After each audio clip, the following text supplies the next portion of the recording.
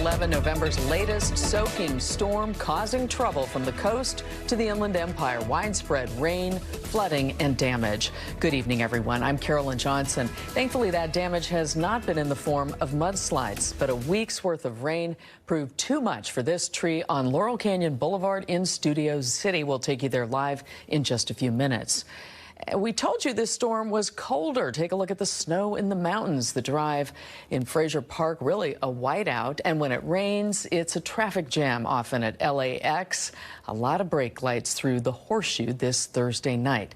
We have live team coverage for you. Macy Jenkins with a look at the hardest hit spots. But let's begin with meteorologist Shauna Mendiola with a look at what's to come. Shauna. All right, Carolyn, this storm was a lot different because of the coldness in the air.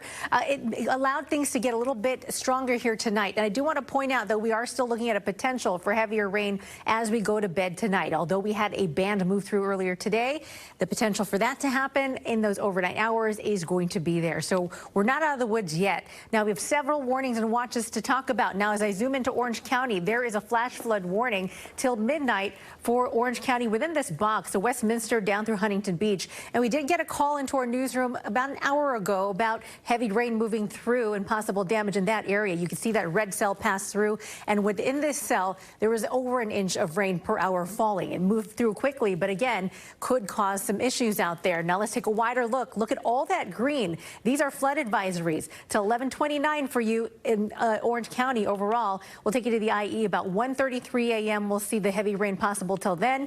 LA County 3 a.m. and then up into Ventura County. You've got a 4 a.m. stop for that flood advisory all the way up into Santa Barbara County. So the rain continues. We'll be waking up to a chance of rain here, but most of it falling, like I said, as we go to bed tonight.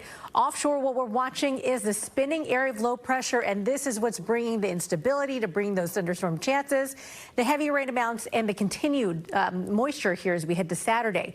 So monitoring that. I'm also monitoring snow. You can see that's already falling in the mountains, so a lot to talk about. We'll get to that and some warnings and watches in your 7-day forecast. Carolyn, back to you. All right, we'll see you shortly, Shauna. NBC4's Macy Jenkins has been out in the rain all day. She joins us now in Studio City. Macy, is that huge tree still in the road?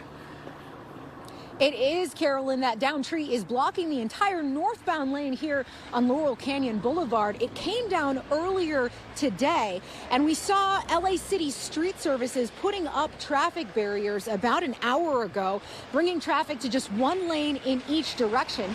Now, LAFD does not have any reports of injuries, but says overall today's rain has been largely uneventful. Southern California continuing to soak after Thursday's showers, from the Pacific coast to the happiest place on earth. We have umbrellas prepared, we have jackets ready, ponchos ready to go. In Studio City, a large downed tree shut down the northbound lane of Laurel Canyon Boulevard near Fryman Road. In Sun Valley, floodwater crept towards parked cars, spilling onto some sidewalks. And up in higher elevation, Big Bear Mountain saw a dusting of snow. We took a drive on Pacific Coast Highway tonight and found traffic moving along smoothly from Santa Monica all the way up to Malibu. So, Captain, PCH looks pretty good right now. It does. That's where I spoke with LA County Fire Captain Alex Abdallah. Well, we've been patrolling up and down Pacific Coast Highway. We've had steady rain here since probably about noontime, and this has been a significantly less cell storm compared to the one that just passed a few days ago. But nevertheless, the amount of water that we're experiencing is significant. Local agencies all keeping an eye on the Eaton and Palisades fire burn scars, with soil covered in what's called a hydrophobic layer. So rather than the water being absorbed into the ground, it actually causes runoff and flow. Caltrans working on keeping Topanga Canyon Boulevard clear after it closed last week due to mudslides during the rain. Captain Abdallah's advice for Angelinos: just be patient. Mother Nature, you have to have a lot of respect for her, and we'll get through this one way or the other.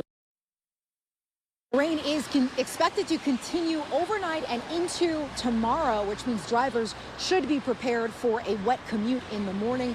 And it is worth repeating something that we've been saying for several days, the reminder to drive safely, slowly, and very carefully.